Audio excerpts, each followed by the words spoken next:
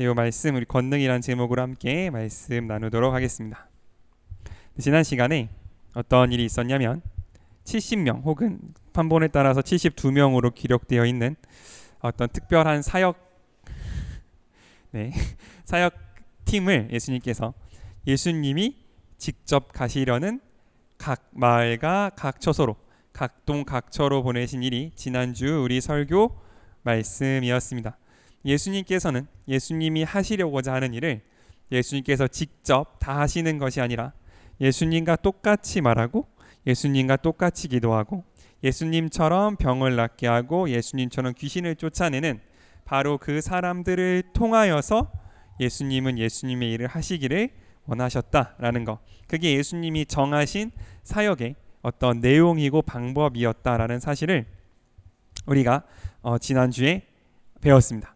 예수님께서 자신의 메시지, 하나님 나라의 메시지, 곧 하나님 나라가 올 것이니 너희는 회개하고 예수 그리스도를 믿으라는 그 메시지를 전달함에 있어서 예수님은 자신이 가진 어떤 기적적인 능력을 활용하신 것도 아니고 혹은 그 당시 세계를 제패하고 있었던 로마 정치 권력을 활용하신 것도 아니고 혹은 그 당시 이스라엘 사람에게 존경받고 있었던 바리새인 혹은 사두개인의 어떤 종교적인 권력을 이용하신 것도 아니고 그 복음을 받아들일 그 사람, 그 복음이 필요한 그 사람과 같은 처지, 같은 말을 하고 같은 음식을 먹고 같은 옷을 입고 있는 바로 그 사람을 통하여서 바로 그 옆 사람을 전도하기를 원하셨다는 사실을 우리는 지난 시간에 배웠습니다. 왜냐하면 예수님께서 전달하시고자 하시는 것은 예수님과 같은 마음이 아니면, 즉 우리의 모든 근본적인 문제가 하나님과 우리의 관계에 끊어진 것에 있고 그것의 해결 방법이 죄에 있다.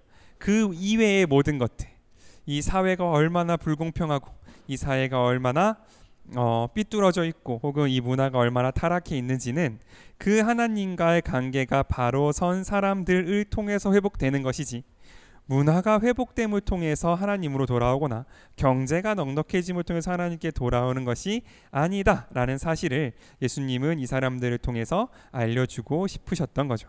그래서 예수님께서는 꼭 그들 같은 사람, 복음을 들을 그 사람들과 똑같은 처지에 있는 그 사람들을 통해서 복음 전하는 것을 기뻐하셨다는 겁니다. 그래서 우리도 우리가 누구에게 보냄받았는가를 한번 생각해 볼 필요가 있는 것 같아요. 우리와 같은 처지에 있는 사람들, 나랑 맨날 만나는 그 사람들, 나랑 똑같은 급식을 먹고 나랑 똑같은 일을 하고 나랑 똑같은 이야기를 하는 그 사람들을 향하여서 주님은 우리에게 그럼에도 불구하고 너가 저 사람들과 똑같은 처지, 똑같은 환경에 있음에도 불구하고 너는 왜 소망을 가지고 살아가는지를, 너는 왜 이 세상에 다른 희망을 가지고 살아가는지를 그 사람들에게 보여주고 그 사람들에게 알려주라고 우리 안에 예수님의 마음을 두신 줄을 믿습니다. 그러므로 우리가 하는 일이 어떤 예수님을 섬긴다는 것이 커다란 헌신, 어떤 커다란 어떤 능력 있는 일도 있을 수 있겠으나, 그러나 나와 똑같은 처지에 있는 그 사람에게 예수님을 사랑해서 예수님의 사랑으로 인해 냉수 한 그릇을 대접하고 또 복음을 하고 아픈 사람에게 손을 얹어 기도하여 주는 바로 그 작은 행동들을 통하여서 예수님은 영광 받으실 수 있는 분이라는 것을 우리가 꼭 기억할 수 있으면 좋겠습니다. 그러므로 바꿔 말하면 저는 뭐가 없어서 하나님의 일을 감당하지 못했습니다 라는 핑계는 통하지 않는다는 것을 우리가 꼭 기억했으면 좋겠습니다. 예수님이 이미 말씀하셨어요.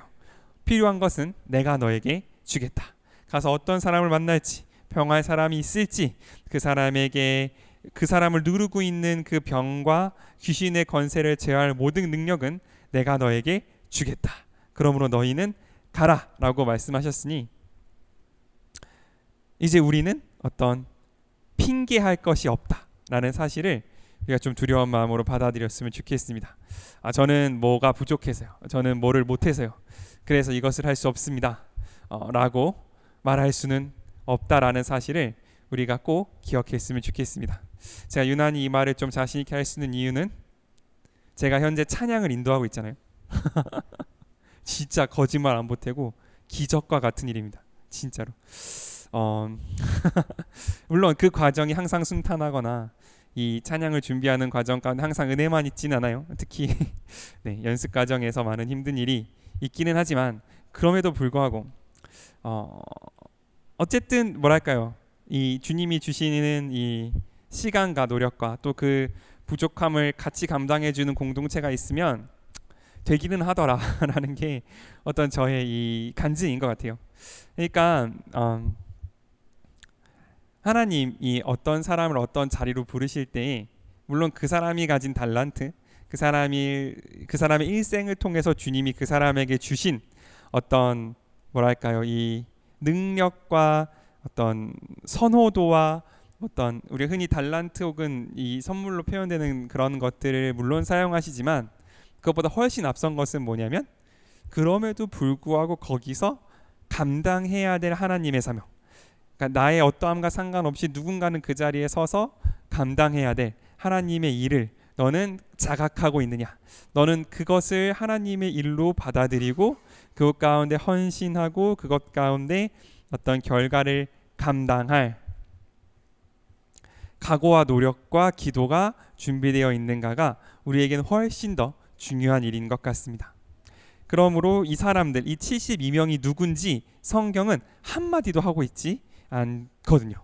이 사람들 가운데 뭐 누구는 뭐 말을 잘했다든지, 누구는 뭐 사람과 친하게 사귀었다든지, 뭐 누구는 뭐 돈이 많았다든지, 누구는 뭐 그 지역을 잘 알았다든지, 그런 것들은 하나도 중요하지 않다. 그런 것들은 성경에서 조금도 뭐랄까요, 관심을 두지 않았다는 사실. 오직 제자가, 오직 사명자가 가지고 있어야 될 덕목은 딱 하나, 하나님께서 주신 그 능력을 받고 하나님께서 하실 그대로 하면서 하나님께서 하실 그 기도, 하나님께서 하실 그 선포, 하나님께서 하실 그 병의 치유, 하나님께서 하실 그 귀신 내쫓는 그 일을 가서 할 그 순종의 마음이 되어 있는지, 그것이 우리가 점검해야 될 어찌 보면 유일한 조건이라는 사실을 우리가 꼭 기억할 수 있으면 좋겠습니다. 그래서 그 사람들 72명의 제자들이 나가서 복음을 전했죠. 복음을 전하고 돌아와서 이제 자신이 했던 일들을 지난주 예수님께 나누었습니다. 그 중에 어떤 말이 있었냐면 발에 묻은 먼지까지도 떨궈야 될 사람들이 있었어요. 그 사람들이 있다는 소식을 듣고 예수님은 이렇게 말하십니다. 12절 한번 같이 읽겠습니다. 12절입니다. 시작. 내가 너희에게 말하지만 심판 날에는 소돔이 그 마을보다 더 견디기 쉬울 거다. 소돔이 어떤 마을입니까? 소돔이면 딸려 나오는 마을이 있죠. 고모라. 소돔과 고모라는 어떤 마을이었냐면 그 당시에 성적으로 굉장히 타락한 도시였고, 하나님이 보시기에 너무너무 그 죄가 심해서 하늘에서 유황불이 내려서 도시가 없어질 만큼 그 도시의 죄악이 심했던 곳인데, 예수님의 제자를 받아들이지 않은 마을은 오히려 그 소돔이 더 견디기 쉬울 정도로 혹독한 심판을 받을 거라는 거죠. 그것만 있는 게 아니죠. 13절 14절은 이렇게 되어 있습니다. 13절과 14절 우리 함께 읽겠습니다. 시작. 고라시나 벳세다야, 너희에게 행이 닥칠 것이다.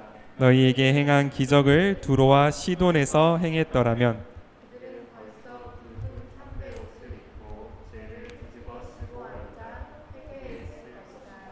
심판 날에는 두로와 시돈이 너희가 더 견디기 쉬울 것이다.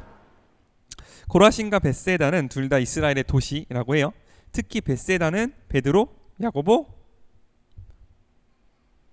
요한, 누구죠? 베드로 형제 안드레의 고향이기도 한 곳입니다. 그러니까 이 이스라엘에 속한 전통적인 도시가 두로와 시돈. 그 당시 두로와 시돈은 어떤 곳이냐면 로마와의 무역이 엄청 성행했던 일종의 무역 도시예요. 그러니까 이제 로마 사람들이 와서 거기서 물건을 팔고 이제 이스라엘에서 필요한 물건을 사가는 곳인데, 우리가 그런 곳은 당연히 어떤 것도 같이 오가냐면 사람도 같이 오가고 또 그 로마가 믿는 신들도 같이 왔다 갔다 하고, 또 로마의 어떤 문화, 굉장히 어떤 이제 이스라엘 사람들이 보기에는 타락했고 문란한 이스라엘 로마의 문화도 같이 왔다 갔다 하는 관문 도시 같은 것이었기 때문에 그 당시 사람들에게 두로와 시돈 그러면 굉장히 타락하고 굉장히 더럽고 어떤 굉장히 세속적인 그런 곳으로 이제 이름이 나 있었던 곳인 거죠. 그러나 예수님 말씀하시기를 심판 날이 오면 예수님의 말씀을 받아들이지 않은 고라신과 벳세다는 바로 그 고라신과 벳세다 사람들이 더럽고 추잡하고 퇴폐하고 몰락했다고 욕하는 두로와 시돈보다 훨씬 더 어렵고 힘든 상황 가운데 처할 것이라고 예수님은 말씀하고 계시는 거죠. 우리는 여기서 두 가지를 볼 수 있습니다. 첫째, 심판 날이 있다라는 사실이에요.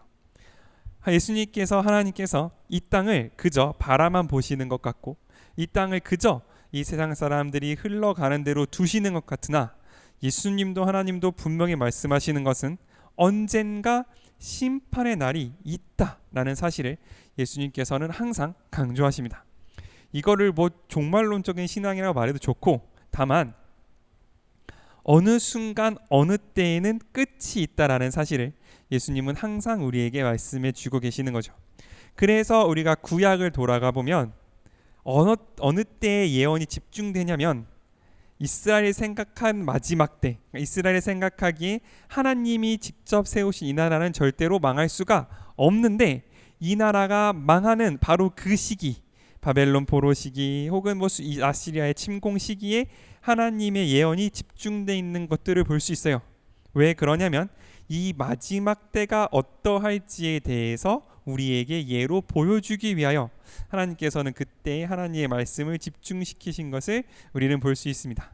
그때 예레미야라든지 어떤 여러 많은 선지자들이 우리에게 공통적으로 하는 것은 뭐냐면 하나님을 떠난 사람들에게는 심판이 있을 것이고 그 심판 가운데에서도 환난 가운데에서도 끝까지 하나님의 말씀을 지킨 사람들은 마치 그루터기처럼 남아서 하나님께서 다시 우리 가운데 하나님께서 다시 우리 가운데 임하실 하나님의 나라에서 정말 큰 나무로 다시 한번 자랄 것이다 라는 사실을 선지자들은 끊임없이 우리에게 보여줬고 실제로 그렇게 되는 것을 역사 가운데에서 보여주었습니다. 예수님께서 똑같은 그 메타포를 가지고 와서 말씀하시는 거죠. 심판 날이 있다. 그러나 이 심판 날은 예전에 이스라엘 민족의 어떤 다윗이 세운 다윗 왕조에 국한되었던 옛날의 그 말씀처럼 되어 있는 것이 아니라 정말로 이 세상의 모든 것이 심판받을 그 끝이 있다는 사실을 예수님께서는 분명히 경고하십니다. 그리고 그 끝에서는 기준이 딱 하나인데 그 끝에서 사람들이 어떤 것은 칭찬받고 어떤 것은 무너질 건데 그 기준이 딱 하나인데 그게 뭐냐면 16절입니다. 16절은 제가 읽겠습니다. 너희 말을 듣는 사람은 내 말을 듣는 것이고 너희를 배척하는 사람은 나를 배척하는 것이며 나를 배척하는 사람은 나를 보내신 분을 배척하는 것이다. 그날 마지막 날의 기준은 딱 하나예요. 하나님의 말씀을 들었느냐. 그 하나님의 말씀을 들으려면 어떻게 되냐면 예수님의 말씀을 들어야 돼요. 예수님의 말씀을 들으려면 어떻게 되냐면 예수님이 보내신 사람의 말을 들어야 된다는 거죠. 즉 누구의 말을 들어야 되는 거예요? 우리 말을 들어야 되는 거예요. 우리가 가진 권능이라는 거. 예수님을 믿는 사람들이 여기 와서 예배드리고 누구는 자지만 어쨌든 그 사람들이 가진 권능은 어떤 것이냐면 마지막 날에 가서 사람들이 지옥에 갈 때 모두 다 하나님한테 원망할 거예요. 나는 당신을 본 적도 없고 나는 당신 말을 들은 적도 없습니다. 그런데 나를 당신을 믿지 않았다는 이유로 영원한 불에 던지는 게 맞습니까? 그게 당신의 공입니까? 라고 하나님을 공격할 때 하나님께서 뭐라고 대답하실 거냐면 너는 내 말을 듣지 않았는데 왜 듣지 않았냐면 예수의 말을 듣지 않았기 때문이고 그 예수의 말도 듣지 않았는데 왜냐하면 그 예수를 믿는 사람들이 너와 함께 살며 너에게 전했던 바로 그 말을 믿지 않았기 때문이다 라고 예수님은 하나님은 말씀하실 것이라는 것을 우리가 잊지 않았으면 좋겠습니다. 그게 우리가 가지고 가야 된 뭐라 그럴까요? 부담 혹은 우리가 지고 가야 할 십자가, 혹은 우리가 감당해야 할 사명이라는 사실을 기억했으면 좋겠어요. 그것은 마치 그날이 오기 전에는, 심판날이 오기 전에는 아무런 쓸모도 없는 것 같아요. 아무런 영향도 미치지 않는 것 같습니다. 심판날에 하나님이 오셔서 그 사람 안에 있는 기준을 오직 그 사람 안에 예수님의 십자가가 있느냐 없느냐를 판단하기 전까지는 그냥 예수를 믿는 사람이든 안 믿는 사람이든 예수 믿는 사람 조금 착하네, 이 정도 수준인 것 같고, 내가 예수님을 오늘 전하든 내일 전하든 뭐 이 사람 항상 만나는 사람이니까 일 것 같으나, 그 날이 오면, 모든 것이 다 극한의 값으로 가버린 그 날이 오면, 그게 내가 이 땅에서 직업이 뭔지, 이 땅에서 얼마나 착하게 살았는지, 이 땅에서 얼마나 위대한 일을 했는지, 그 모든 것들은 다 그냥 티끌처럼 보일 정도로 가장 중요한 한마디의 질문이 있을 것이다 라는 게 우리에게 주어진 임무라는 사실을 우리가 꼭 기억했으면 좋겠어요. 그리고 그 임무는 아까 제자들을 뽑으셨던 기준에서 제가 말씀드렸다시피 너무 어려워서 이해 못했습니다. 이걸 전하려면 너무 많은 지식이 필요해서 못했어요. 혹은 이 말을 전하기 위해서는 제가 뭘 좀 같이 얹어줘야 되는데 제가 손에 쥔 게 없어서 못했습니다 라고 핑계할 수 없도록 우리에게 하나님께서 모든 것을 다 주셨을 뿐만 아니라 그것을 할 수 있는 사람도 만나게 해주실 것이라는 것을 우리가 믿음으로 아멘할 수 있으면 좋겠습니다. 그러므로 이걸 아는 사람, 심판 날이 올 거고, 이 심판 날에 내가 전한 한마디의 복음, 내가 손을 얹어 기도해 준 그 한 번의 기도가 이 사람의 영혼의 운명을 가를 수 있다라는 것을 알고 있는 우리들은 항상 긴장감 속에서 살게 되어 있어요. 이 긴장감은 예수님께서 오셔서 우리를 천국으로 들여보내주시지 않는 이상은 이 세상에 사는 동안에는 절대 끝나지 않을 긴장감입니다. 그러므로 우리가 이 세상에서 완전히 편해지는 것을 구한다거나 내 마음이 완전히 놓여서 이 세상이 내 집 같다면, 우리가 그 예수님께서 우리에게 주신 그 급박한 사명을, 예수님께서 우리에게 주신 그 정말 아름답지만 무거운 사명을 잊고 있는 것은 아닌지 우리의 마음을 한번 점검해 보아야 한다라는 거죠. 그래서 그 사명을 갖고 사는 사람들은 항상 무엇인가 좀 쫓기는 것 같고, 다른 사람들은 모두 다 만족하고 편안한 상황 가운데에서도 뭔가 불만족스럽고 뭔가 더 해야 하고 뭔가 더 하나님 앞에 구할 것이 남아있는 사람들로 남아있는 경우가 많이 있다라는 것을 우리가 기억했으면 좋겠습니다. 그리고 바로 그 하나님의 사명을 지고자 노력하는 사람들에게 예수님께서 주시는 것들이 있는데, 우리 19절 한번 같이 읽겠습니다. 19절입니다. 시작. 내가 너희에게 뱀이나 전갈을 짓밟고 원수의 모든 힘을 꺾는 권능을 주었으니 이젠 아무도 너희를 해칠 수 없을 것이다. 아멘. 예수께서 주시는 권능이 있습니다. 뱀이나 전갈을 짓밟는다. 이 뱀이나 전갈을 짓밟는다는 것은 그냥 실제로 내 다리를 들어서 전갈을 이렇게 밟는다 라기보다는, 그 당시 뱀과 전갈은 독을 가지고 있는 굉장히 위험한 동물들의 상징이었고, 특히 이거를 밟으려고 하면 어떤 일이 일어났냐면 뱀의 머리나 전갈의 꼬리가 그걸 밟는 사람의 발 뒤꿈치를 찌르는 경우가 많았대요. 그러니까 이게 위험한 생물이어서 내가 얘를 죽이려고 밟았는데 그 걔네들이 이제 밟히면서 내 발을 물거나 발에 독침을 꽂는 경우가 많았다라고 하더라고요. 그러므로 뱀이나 전갈을 짓밟을 수 있다라는 건 어떤 원수들, 하나님을 대적하는 사람들을 대적하면서도 그들의 어떤 공격, 그들의 어떤 우리를 침범하는 그 공격과 비난들에 대해서 보호받을 수 있다라는 뜻인 거죠. 또한 원수의 모든 힘을 꺾는 권능도 우리에게 주셨다는 사실을 우리가 잊지 않았으면 좋겠습니다. 그러면서 한마디 덧붙였어요. 이젠 아무도 너희를 해칠 수 없을 것이다. 대표적인 예수님의 거짓말입니다. 왜요? 12제자들 다 순교하거나 다 고생하거나 아무튼 엄청나게 꺾이는 삶들을 살다가 죽은 게 12제자들이고, 예수님을 믿는 사람들이죠. 그럼 이 말씀은 무슨 뜻일까? 너 아무도 널 해칠 수 없을 거다 라고 말씀하셨는데, 사도 바울은 로마에서 복음 전하다 목이 베어 순교당했고요. 물론 이건 전승이긴 하지만 베드로는 다시 로마로 복음을 전하러 가다가 십자가에 거꾸로 못 박혀서 순교당했고요. 예수님의 제자인 도마는 인도 쪽으로 가서 석공이었다고 해요. 예수님을 전하는 이제 어떤 돌을 깎다가 그 옆구리에 창을 맞고 죽었다라고도 합니다. 그러면 다 꺾였잖아요, 그죠? 근데 아무도 너희를 해칠 수 없다라고 말씀하신 이 절대적인 보호의 의미는 무엇일까라는 것을 우리가 한번 꼭 생각해봤으면 좋겠어요.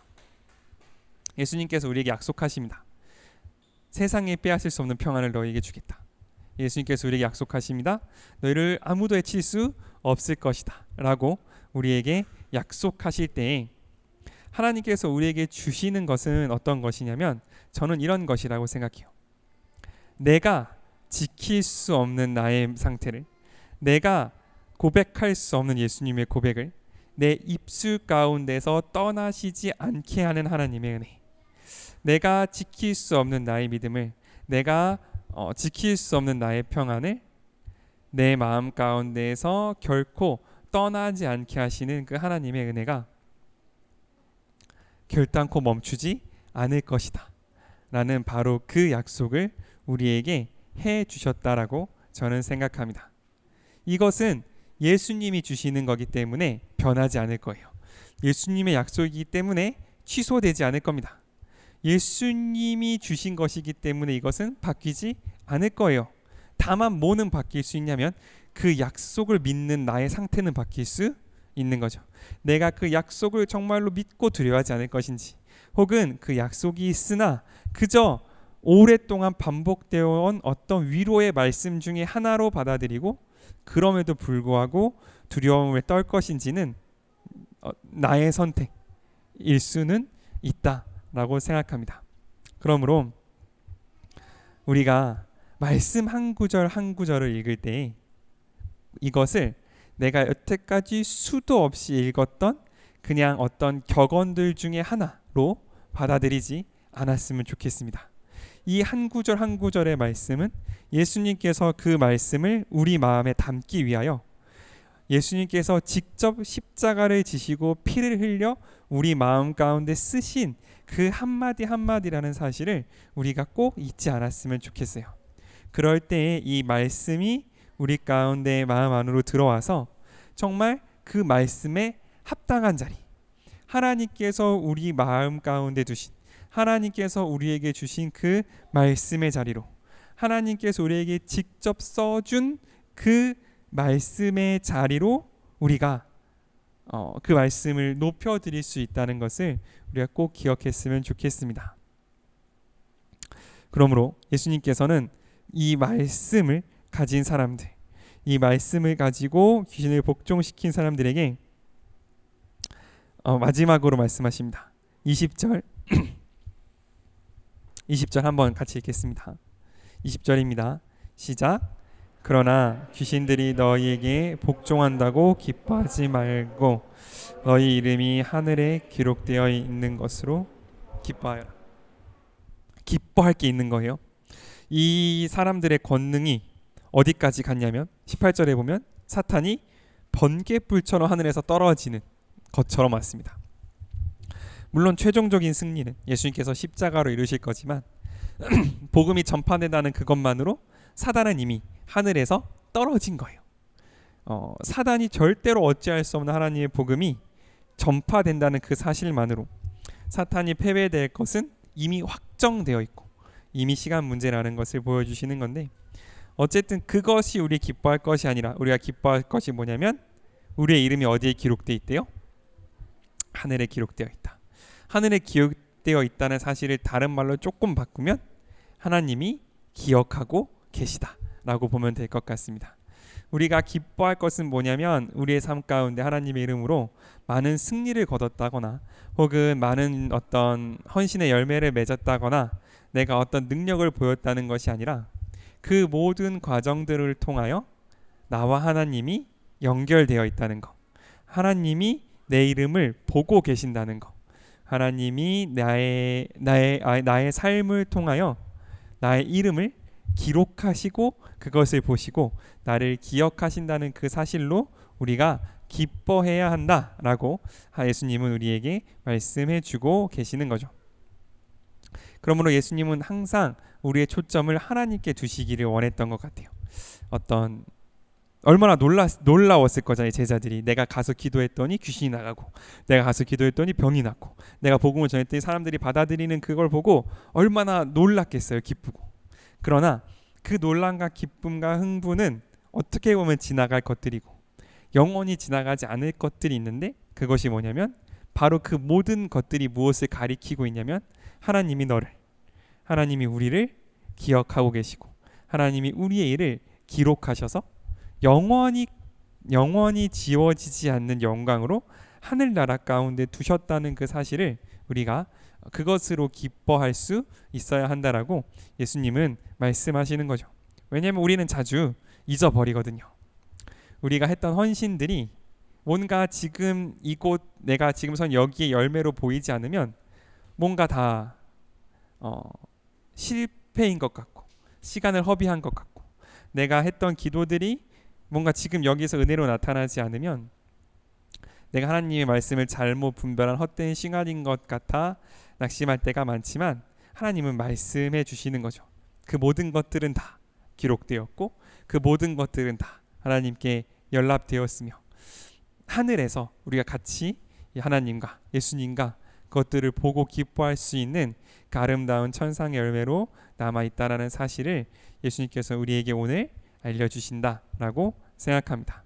그러므로 우리가 이 땅 가운데에서 사람들을 바라보거나 혹은 나를 바라보는 모든 기준이 이제부터 어디로 가야 되냐면 하나님 나라로 가야 한다라고 예수님은 우리에게 말씀해 주고 계시는 거예요. 이 땅에서 일어나는 일들은 그게 얼마나 영광스러운 일이든 언젠가는 그칠 거예요. 제자들도 귀신을 쫓을 때도 있지만 쫓지 못할 때도 있었어요. 그러나 그렇다고 해서 제자들이 실패한 것이 아니라는 거죠. 제자들의 그 이름은 성경에 기록되어 있고 하늘에 기록되어 있듯이 우리의 삶 역시도 우리가 하나님을 사랑해서 이 삶을 살아왔고 하나님을 사랑해서 하나님을 따르기 위해서 이 걸음들을 걸어왔다면 그 길이 어떠함에 상관없이 하나님께서 그것을 기록하셨고 하나님께서 그것을 기억하시며 하나님께서 그것을 영광되게 하실 거라는 사실, 우리가 그것을 믿음으로 함께 고백할 수 있으면 좋겠습니다. 아멘.